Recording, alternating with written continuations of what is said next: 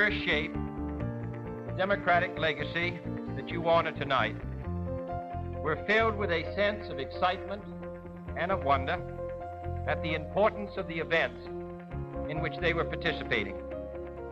In your half century of fighting discrimination, you have never tired, you have never faltered, you have never lost faith in your cause, and your cause has given faith to your nation.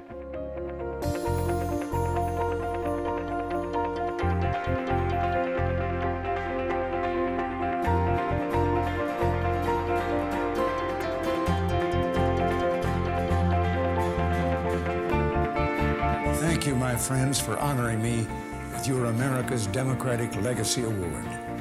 It's very special to me because of the organization that gives it and because of what the precious legacy of this nation means to me.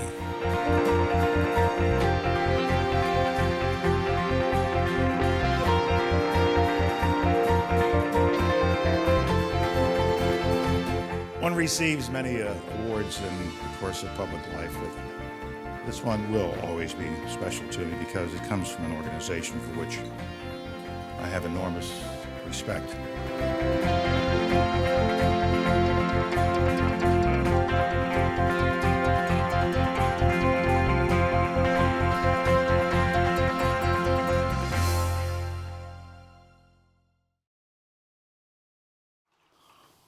Stephen, you could have just been a great storyteller.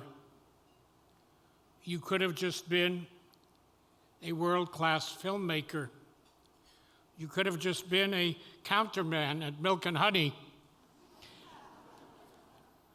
You could have just been a person of integrity and valor. Or you could have just been a captain of industry. It would have been Dayenu. But it wasn't enough. It wasn't enough for you. So with success upon success, you took the time. You took the time to make a difference. You took the time to care. For that, Stephen, we stand in awe and we stand in gratitude. Ladies and gentlemen, please join me in welcoming to the stage ADL's 2009 America's Democratic Legacy Award recipient, Steven Spielberg.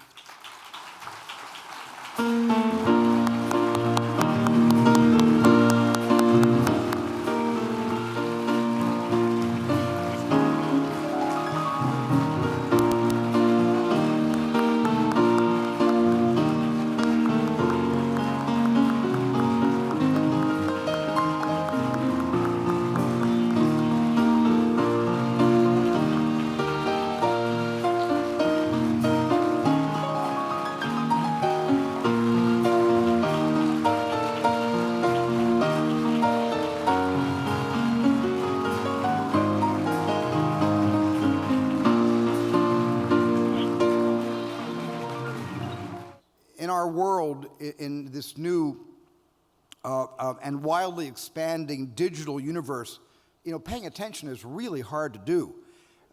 Like my kids and most of my friends, I'm a consumer of all things electronic, from games to news to blogs to email.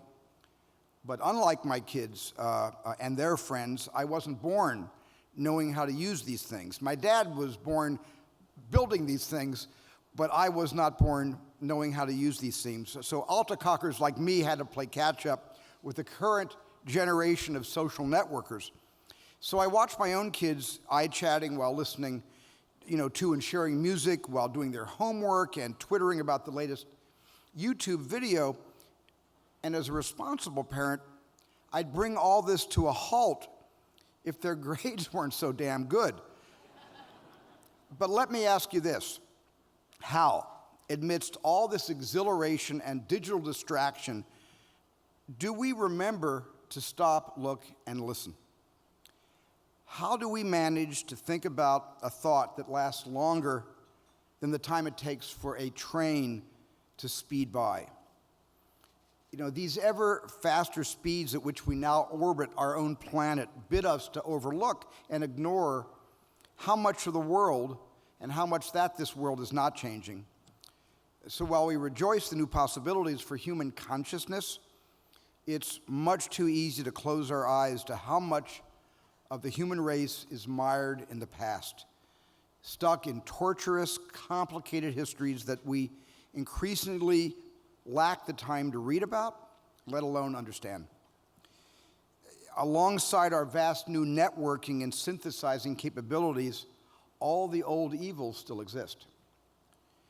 It's great that the human animal has been rewired to multitask, to join viral communities. Matter of fact, Facebook has a much larger population than most countries.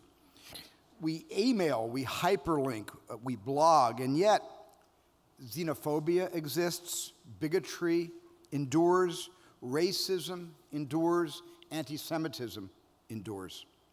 They endure in societies and cultures all around the world, and they have found a new frightening home in cyberspace. Now, I don't believe that intolerance is encoded in the DNA of humankind. I mean, why would any of us be here tonight if we believe that tolerance isn't teachable or that intolerance cannot be untaught? Bigotry is an acquired condition that can only be eradicated through education and experience and through mindfulness. For mindfulness is what we're taught by people with a real passion to teach and who understand that this is the most important lesson in the entire world. If a mere 4 decades of seductive consumer electronics is all it takes to rewire young people so they can do 6 things simultaneously, I believe that people can learn to be mindful, can be encouraged to stop, look, to listen to our stories and our histories for much longer than just a soundbite. And it seems to me that what is probably encoded in human DNA is curiosity and the ability to learn fast. These attributes are our allies in overcoming negative stereotyping and overcoming prejudice, which is the work the ADL has done so courageously for so long. The ADL's basic tenet is that anti-Semitism must never be accommodated, must always be countered with immediate public refutation and denunciation. This group has been a leader in the perennial American struggle against bigotry of every kind by refusing to accept anti-Semitic defamation and by making transparent the connections between anti-Semitism and the hatred against other minority groups. It seems to me that Jews have always had a great passion for stories and a great passion for our own history. Telling stories in a way is bearing witness against injustice, and witnessing against injustice is what the ADL has been doing all the way back since 1913.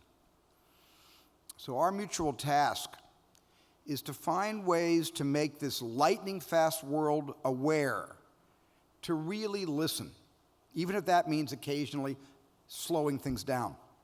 I accept this honor in mutual recognition of our ambitions to dedicate ourselves to the defense of human dignity, human rights, and human life, all human life. Thank you very much. Thank you.